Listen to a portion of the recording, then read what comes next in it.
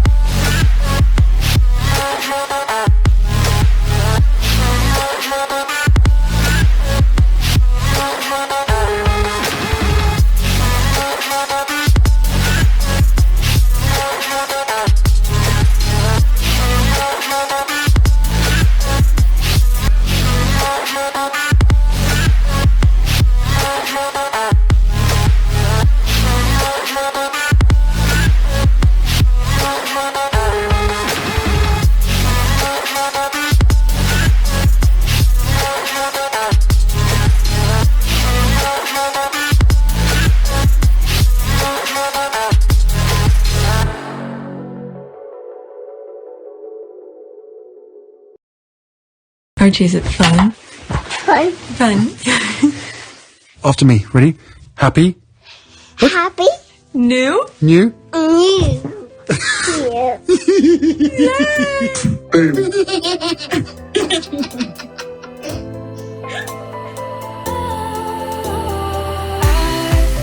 Was wrong to say I wouldn't change a thing, 'cause in the story of our lives, the best of times through colored glass, time rolls on enough to let me move on past, but every little now and then it creeps on back to shape my smile.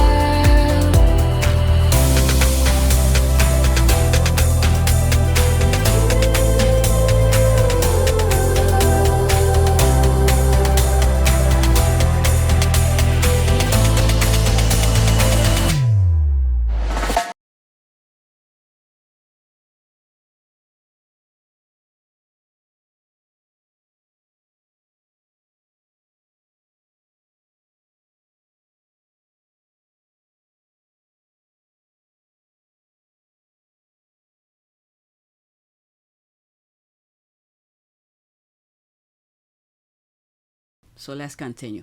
Meghan, the Duchess of Sussex, speaks to Fortune magazine, who asked her to rewind the last 5 years of her life. Meghan talked about nesting, healing, being pregnant, turning a passion for gem and cooking into a business, podcasting, and the good and the bad side of when she sold out her As Every products in an hour. Okay? This one is 3 minutes and 45 seconds. That's pretty long. Let's listen. So I want to rewind about 5 years ago when you and your husband left England and you descended on Montecito, California, and you planned what your next few years would look like in terms of the business impact you could have and the philanthropic impact you could have. And a lot of initiatives are going. But I want to just go back to that moment of, as you and your husband were planning this out, how did you think about what you wanted to do, what your ambitions could do, and from your seat, what you could do for women? Well, I think 5 years ago was a very different situation for all of us. And, Archie was so little, and I had just gotten pregnant with Lily around that same time. So we were nesting and healing, and also... I'm sorry, I'm laughing here. I understand there were some hardship in between. Okay, they lost their babies, but what came to mind, nesting, all I'm thinking, they were just enjoying each other. spicy rice. That's all. That's what came to mind. Okay, I'm sorry. Let's continue. I don't know if I had the bandwidth at that time to think about what the big picture dream was. There was no plan. It was just, let's get through these next couple years, create community, which was always so important to both of us in our new environment. And then as we started to get into our producing, through our deal with Netflix, really creating projects that we felt were compelling.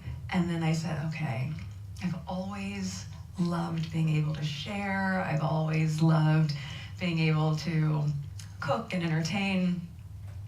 Is there a business here? And I think it was probably most people's assumption that if I was going to go into business, it would be fashion or beauty. But those 5 years at home, I wasn't running around wearing beautiful outfits. I was probably in Birkenstocks and sweats like the rest of us, especially during COVID, or just barefoot at home. But I was making a lot of jam. So it ended up becoming the thing that really was my passion project that I turned into a business. Amazing. And that became As Ever, which you launched about a year and a half ago, and went through a rebrand. I'm curious, you had, one of your ventures was a podcast called Confessions of a Female Founder. Yes. About a year and so change after launching a company like that, what would your confessions be? Has it been harder than you thought, easier than you thought, more rewarding, harder? What's the take? Well, I think year one for any founder is just a lot of learns. And so we founded As Ever earlier this year. I think the first drop was in February or March. And what you're looking for is, what are the consumer behaviors and habits? What are the products that they're gravitating to? And I had this incredible fortune of having every SKU sell out within under an hour, which is amazing. And also you don't learn a lot. A lot about inventory management, supply chains, and all the rest. Oh my gosh. So then I was doing Confessions of a Female Founder as I was building this. I'd always loved the podcast, how I built this. And I thought, could we do something that feels a little bit like the tenor of how I'm building this? And really be candid, both talking to female founders who had scaled and sold, and equally to other founders that were on their first run, in many ways like I was. So I was learning from a lot of the women that I invest in and also that I'm friends with. But, you know, I think my learns were to continue to give yourself the grace to have to pivot. And you do, because that first sellout, we said, great, let's 10x the inventory for the next seasonal drop. We'll get all the metrics that we need. And then it sold out within 4 hours. Okay, so that's that. Thanks, Glo, for your good clips. I was slacking, then get all intended, but I see other caught some other clips. Alright, says that. Is it just me? But anytime I watch or listen to anything Meghan does, I just have this huge grin on my face at her grace and eloquence, her kindness and intelligence. It just makes me so proud. Alright, this is such a great question, and thank you for your many recaps. Not a Duchess. Okay, you could say whatever. Reality is there. I don't want to waste time on this because they will come out and say she's not, but reality, she is. She is. Alright, next one. Okay, yes, listeners, we did it. We chose her. What God cannot do doesn't exist. Congratulations to our gorgeous girl, Meghan, the Duchess of Sussex. Came up on top and won gold at the Signal Award Listener's Choice and Business People Entrepreneur Shaping Culture category. I was looking for this tweet. There's something else that came. Who chose? Let me go look for it while I'm thinking about it. Okay, there was a tweet that I came across that the judges who chose her. That's what I went to get. It was all the way down. Okay, so I need to put it right after this. Okay, so she won. Business People and Entrepreneur Shaping Culture. Confession of a Female Founder with Meghan. Genre Business People, Entrepreneur Shaping Culture.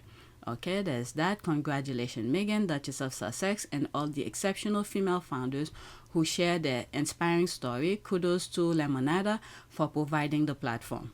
Okay, nice round up to my birthday. Wonderful news. We stay winning. Congrats, Meghan. It's been a great few weeks for our faves. Congratulations, Duchess Meghan. Indeed, Okay, all of a sudden she has friends interesting considering no one likes. Okay, I don't need to spend time on this. They have to show up their BS. Okay, I would have responded to that, but I don't have time. It's almost 6 o'clock and I have to wake up my kids. There's gonna be noise. Next one. Okay, so this is what I went to get to put right after the other one. Signal Award judges. Let's go into that. The 2025 Signal Award judges. Okay, I cannot read what's underneath here, but you could see a slight diversity here. Okay, the Signal Award is mission focused on uplifting the podcast medium by recognizing the most potent, meaningful, and unprecedented audio projects being made today. The Signal Award Judging Academy is the engine and the heart of this effort.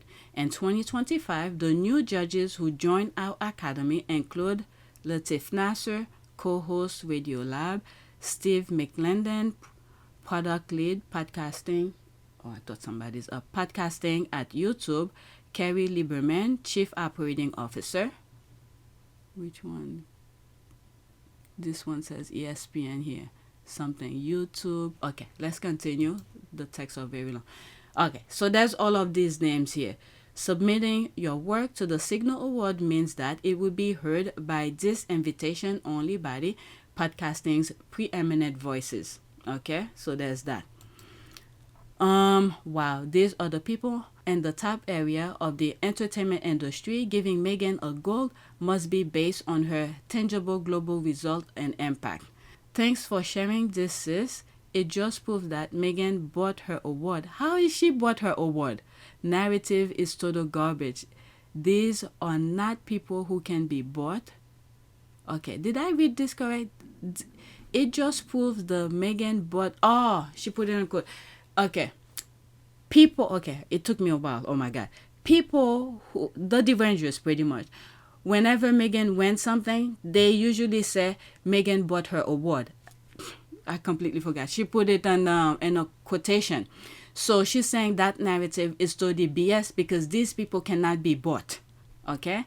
These are not people who can be bought. Folks needs to start putting respect in Meghan's name. Meghan Sussex. Okay. It took me a while to get it. I had to... Okay.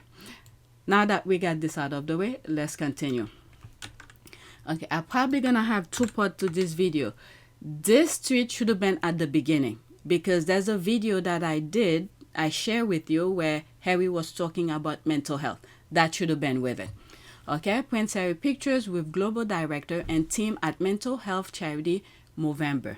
Last week, we launched a major report with Prince Harry, a powerful milestone capping month of work to understand the challenges and surface solutions for men and boys. Okay, like I was saying in that video, is that some of the disruptions, some of the negativity that we are seeing going on, not just in the US, but globally, are created by men and boys who have mental issues. They're always angry. All right. The Movember report launched with the Duke of Sussex, the real face of men's health. All right. So there's that. You could pause and read. I need to hurry up. Should I read it? Okay. Last week, we launched a major report with Prince Harry, the Duke of Sussex, a powerful milestone capping month of work to understand the challenges and surface solutions for men and boys across the US. It's our 6th national report following launches in Australia, Canada, Ireland, New Zealand, and the UK. You know what I'm getting from this as I'm reading this? There's, I think Harry was talking about it probably during the 10-year regarding Invictus, the 10-year anniversary of Invictus in the UK. It could have been there or maybe someplace else where he was saying something. There are some people who's trying to do good things, and there are some people while they're doing good things and other people are messing things up, creating chaos. So while these guys are doing the work, the mental aspect of things around the world, there it is, Australia, Canada, Ireland, New Zealand, and the UK, and now the US, is that there's some people who's targeting where the problem is. And Harry have seen the vision of this about the mental health. He started it in the UK. He was raising the awareness of it. He saw there was a problem with mental health and young people and men and stuff like that. Okay, let's continue. Where we've already generated significant political and policy momentum, we are at a pivotal moment for action on men's and boys' health, and if this momentum continue, we can achieve meaningful change for them and for the families and communities that love them. That's the name of that guy, Gautam Waju, Global Director, Policy and Advocacy, Movember. All right, so that's good because the world need this. Because if we continue like this, the way, especially when the Kirk, what's his name? That Kirk guy who got shot, okay? Many young boys were following him and creating anger out of these people, all right? So that's it. Let's go to the next one. What is this here? All right, they're talking about that. Next, let me like it. Maybe another time I'll talk about it. But let me finish with my list. Okay, one of the other sibling supporters actually argued that Prince Harry and Meghan are breaking etiquette with their PDAs. These people are crazy. That's when Harry and Meghan were out, Harry was touching Meghan's butt. Okay, LOL, clearly to be uphold that etiquette. Then, that should be... Okay, I think I know why they're making reference to this. Because William and Kate were out and about and... what's the other one? Kate was trying to touch William, and William said, don't touch me, move her hand. All right. LOL, clearly Toby uphold that etiquette. Then he should tell his wife not to try to imitate Meghan if she wants to avoid being embarrassed in public. Yeah, I've said that before. She already know he doesn't want to be touched. I don't know why she's doing it in public. I'm gonna have to go look for the video about that because I have some part of it in here. So that's why Toby smacked Bond aside, not to break protocol. It wasn't because Bond was being an annoying fly buzzing around him. Could have fooled me how in love they are. The all-encompassing protocol sure has a knack of popping up just for Meghan and Harry, What etiquette, LOL. They do not represent the royal family any longer, and they are certainly not breaking the etiquette of the venue they've attended. That's a very good point, okay? They literally push them out, they take HRH and all that, so they don't associate with the royal family. All right.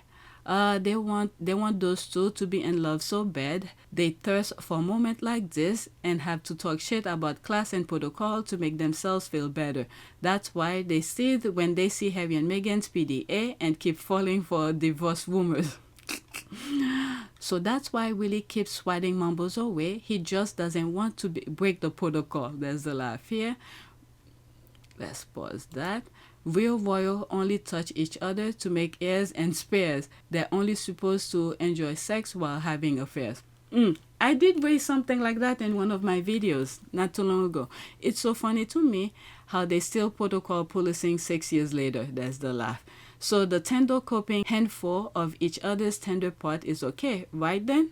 That's because none of the royal family members who are married love each other. So they use protocol for why they cheat on their spouses and cover up for pedos. That's very sad. Let me pause and move some stuff around here. I messed up with the list. That should have been before. What I'm about to share here should have been before what I just shared with you. All right, let's pause this. Meghan took the time to explain what the new deal with Netflix meant to her. If you choose to be dumb as F and act like you don't understand how someone having more creative freedom is better than to do privately, because some are really showing how dumb they are on this app. All right, they read too much tabloid. They are in a simulation with Sky News. There's the laugh here. It means they don't have a contract. Netflix pays nothing unless the despicable duos comes up with something. Well, let's just say this is what she said here. She gives the kind of contract they have with Netflix is that Netflix wants to have the first view. Okay, let's say Meghan creates something. they will pitch it to Netflix first. Netflix will always have the first choice. No matter what they create, they bring it to Netflix and say, do you want to put this on your platform? If Netflix says no, so they could shop around. So like for instance, what's this other show that Netflix decided not to, and I said similar to Carmen San Diego. I forgot the name of it. Maybe when I'm editing, I'll remember. And this is something that she could do. If Netflix doesn't want it, she could shop around different places. Okay, so let's leave that alone. Next tweet. Okay, let's pause this. Okay, people who actually know her only have good things to say about her. Okay, so she retweeted that a crew member who worked on the Hallmark movie Dater's Handbook with Meghan Sussex has spoken out in her defense. Quote, she was a sweetheart, wonderful, gracious, great to the crew. It really hurts my heart when I hear people say nasty thing about her. Okay, people saying anything about that? That's a bit too late. What's the other guy? Rex Simon? Okay, he came out a long time. Why is she coming out now? Are they saying something? Okay, let's listen. I don't want to waste too much time. As much as I find comments like this really ignorant, it did actually give me a good opportunity to talk about Meghan Markle, which I would like to do. Because for me, celebrity is just an illusion, and if someone is a good person, I will rave about them. So I worked with Meghan on a Hallmark movie, and I think it was called The Dater's Handbook or something. They often change the names of them, so I don't know. She was a sweetheart. I thought she was wonderful. I thought she was gracious. I thought she was great to all of the crew. And it really hurts my heart when I see people saying really nasty things about her. This whole thing needs to stop. She doesn't have this big ego, and she's not out there prancing around like she's better than everyone else. She's just trying to do her thing and take part in things that interest her. And I think that all of us should do more of that. As much as I find... Okay, so I see how she come about. Okay, so she's seeing comments about people still talking negative about Meghan. Maybe these are people who are not really paying attention like the squad is though. So she's saying because of those negative comments, she's taking that opportunity since she has worked with her to give her side. So I get it. Okay. Right. Additional comments from people who have worked with or encountered Meghan Sussex. As Serena Williams told Meghan, a lie can live forever. Let's see here. Okay, is that this same person here? The Meghan hate needs to stop. That is not the context of that statement. I worked with her just before she met Harry, and she was the sweetest thing. Not fake sweet, genuine sweet. I work in the film business, so I know the difference. My heart hurts for her and all the hate she gets. Okay, these are the kind of thing I was looking for in the UK when the tabloid was going about her nonstop. Nobody said anything. So this, I guess she's from Canada. So people are talking. Okay, doing the pushback. Okay, one of my friends worked on Suit for a couple of years and also had nothing but good things to say about Meghan. She said she was thoughtful and kind. She loved working on the set in general. Okay, so there's that. I feel like I read this in one of my old videos. This one in particular. Alright, I need to pause. Okay, every single person who's known her before royal life said the same thing. Never have I heard anyone describe her how the British press does. I'll go with people who knows Meghan for 1,000, please. Poor lady. She doesn't know that it's not Meghan they're dealing with, but their own insecurity. Was it her fellow white women are pathetic losers? Right, this is so wholesome. And truly, anyone who has an eye can see Meghan is a lovely person. Okay, this is always the way. Those who know her or work with her have only positive things to say about her, going all the way back to the beginning. People who've never met her only read trash written about her and have no qualms about attacking someone they don't know or her attackers. Markle being ambitious should not be an issue. Everyone should be ambitious. And by the feedback from colleagues and acquaintances pre-British royal family, she was an excellent co-worker, acquaintance, client. So the vitriol against her now is a big bowl of sour grape from the loser crowd. Thank you, lovely lady. Okay, so it's almost like when, even though I was not following Meghan, when I was seeing the headlines, I was like, what? It can't be, especially for African American. No, it can't be. All right. So there's more comment here. Thank you. I don't know Meghan, but she gives me the impression that she is everything you've said. Her ex-husband, who knows her very well, has never said anything negative about her. These negative comments are from jealous and envious people. Her ex-boyfriend's mother had defended her as well as a cousin of her ex-husband. Okay, these, I don't know. This is Jodiva, one of the squaddies. I didn't know that. Very interesting. So the ex messed up big time. Big time. For Meghan to leave him. Next week, from my understanding, it was Meghan who mailed the, how do you call this? The ring. Okay, let me pause. I need to wake up my kids. All right, you might hear some noise in the background. My kids are up now. All right, let's finish. I want to finish whatever I have on the list, and who knows, whenever I get a chance to edit them. Okay, a charity Duchess Meghan hasn't worked for in 8 years is being accused of racism. Okay, this is funny, Lord. The report detailed racism in a charity in Britain, and somehow it's Meghan's fault. There is no doubt there is racism in Britain. The UN Human Rights Commission has detailed it. Toxic British media, including The Times, have lost the plot. Okay, so what happened here? UK discrimination against people of African descent is structural, institutional, and systemic, say UN expert. Also, it's World Vision UK, which Meghan never worked with. Meghan worked with World Vision Canada. Very interesting. Okay. This is very misleading and should not be amplified. Meghan has never worked with World Vision UK, and she has no connection to the Canadian charity branch since 2014. It's a different branch than the one that she worked for 8 years ago. She has never worked for the organization accused of racism. But they say racism doesn't exist in the UK, so why does it matter to them? Let me read what's there and then move on. Okay. And they said there is no racism in the UK. UK defamation laws should be in play. Or 4, she worked for the Canadian branch, but she doesn't have anything to do with anymore, so why mention her? The defamation thing seems to be the thing here that triggers me, but I don't want to spend too much time on it. I don't know why I put it on the list. Next tweet. Because sometimes I have the list sit and then occasionally I add to it, and some of them have been there for a while. Okay, after all the soft flirting skills put to work and twerking for Trump, all Trump wanted was an up-to-date gossip on Meghan.